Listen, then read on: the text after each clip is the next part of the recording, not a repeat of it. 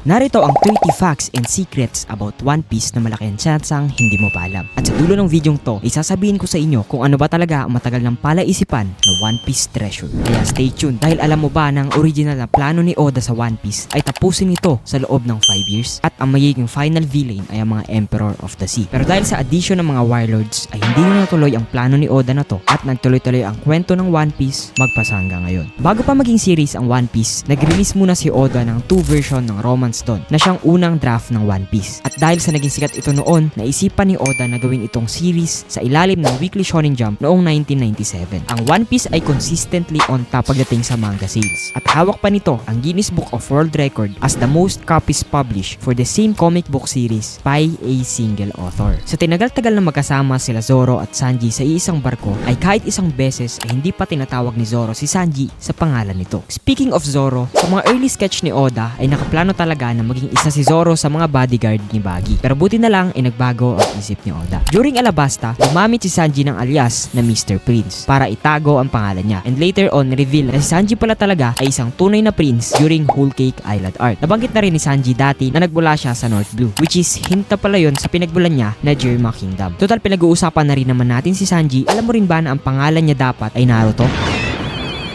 Ito ay dahil binase ni Oda ang spiral na kilay ni Sanji sa isang sikat na ramen sa Japan na ang tawag ay Naruto. Pero dahil sa nag-boom ang Naruto series ni Kishimoto sa mga panahon na to, si Oda na ang nag-adjust para hindi na rin malito ang mga fans. Ang konsepto ng Sun God Nika ay foreshadowed na 20 years ago pa. During Skypiea arc, yung scene kung saan sumasayaw si Luffy ay direktang kahawig yung silhouette ni Sun God Nika na later pinakita sa flashback ni Usopp. Simula pa lang, baka hindi mo napansin na si Oda, ang creator ng One Piece, ay makailang beses nang sinisingit ang sarili niya sa anime. May scene na nasa ilalim ng isang salamin ang pangalan niya at sa isang episode naman habang nagbabrowse si Nami sa isang bookshelf, makikita natin yung libro na to na may full name ni Oda. Noong 2014, bilang tribute sa last chapter ng Naruto, nagbigay respeto si Oda sa pamamagitan ng isang manga page. Dito'y makikita natin si Luffy na kumakain ng favorite ramen ni Naruto, habang si Naruto naman na nakatago sa likod ni Nami ay kumakain ng paboritong karne ni Luffy. Si Ryuma, ang legendary samurai ng Wano, ay unang lumabas sa manga bago pa ang Thriller Bark arc. Dahil sa kanyang short multi-chapter series na tinatawag na Wanted, pinakita si Ryuma bilang isang batang samurai na gustong maging pinakamalakas na warrior sa kanila. Isa sa mga interview ni Oda ay sinabi niya na ang pinakamahirap i-drawing para sa kanya out of all characters ay sina Shirahoshi at Boa Hancock. Si Sabo, ang long lost brother ni Luffy at isa sa mga revolutionary, ay may design na kapareho ng isang karakter na nakita natin sa manga during Luffy's execution sa Logtown. Hindi ito officially confirmed, pero dahil sa temporal amnesia ni Sabo at presence ng leader ng revolutionary na si Dragon sa Logtown, maraming naniniwala na si Sabo nga ito. Si Nami ay ang third smartest character sa buong East Blue. Natatanging si Ben Beckman at Captain Kuro lang ang mas matalino sa kanya. Si Usopp ay may birthday na April 1 na tamang-tama lang dahil ang araw na yan ay April Fool's Day na nag-fit kay Usopp dahil mahilig siya sa mga pranks. Alam nyo rin ba na plano sana ni Oda gawing mahabang buhok sa ilong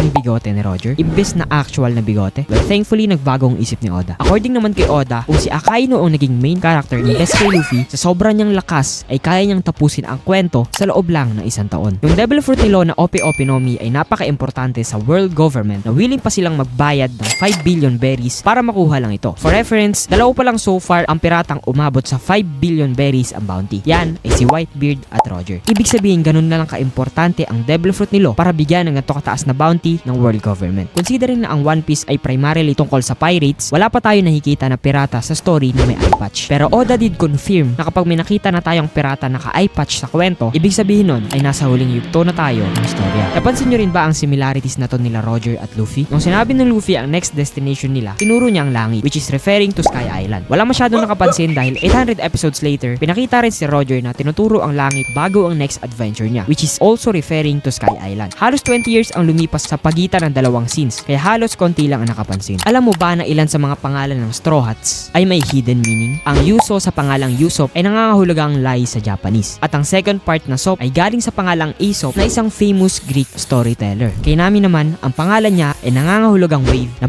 bagay dahil siya ay navigator. Hindi lang Straw Hats, meron ding ibang pirates na may hidden secrets. Ang buong pangalan ni Whitebeard ay Edward Newgate at si Blackbeard naman ay Marshall D. Teach. Kapag pinagsama mo ang Edward at Teach, makukuha mo ang pangalang Edward Teach na kinoconsider na greatest pirate in history. Alam nyo ba na si Ichiro Oda, ang mastermind behind sa One Piece, ay isang workaholic? Natutulog lang siya ng 3 oras mula 2 AM hanggang 5 AM at hindi siya kumukuha kumukuha ng bakasyon kahit holidays o festival para tuloy-tuloy ang paglabas ng bagong chapter. Napanood nyo ba ang surprise na Tokyo Olympics noong 2020? Si Luffy, ang ating bida, ay ang naging ambassador ng Olympic at may isang Olympic player pa nga na ginaya ang second gear pose ni Luffy bago ang competition. Ending, nanalo siya at nag-uwi ng gold medal. Speaking of surprises, during One Piece anniversary celebration, sinabi ni Oda na nakaplano na ang ending ng story. By the end of 2023, 90% na raw ng story ang natatapos. Pero huwag kayong maglala dahil mga ilang taon pa rin naman ang kailangan para matapos ang kabuuan ng One Piece. By the time na ginagawa ko tong video, nasa Elbap arc pa lang ang manga, kaya malayo-layo pa ang lalakbayin natin. Another fact kay Roger, alam nyo ba na si Goldie Roger ay inspired by the French pirate Olivier Levasseur kung saan nag-iwan siya ng puzzle pendant sa kanyang execution. Whoever solves it will inherit his treasure. Speaking of legendary character, alam nyo ba na sa buong Marineford War, si Whitebeard ay nagtamo ng 267 sword wounds, 52 gunshots at 46 cannonball shots. Pero ang malupit dito ay hindi siya nagkaroon ng kahit maliit na sugat o gasgas sa likod niya. Patunay lang na hindi niya tinatakbuhan ang kahit na anong laban sa buhay niya. And even after enduring a total of 465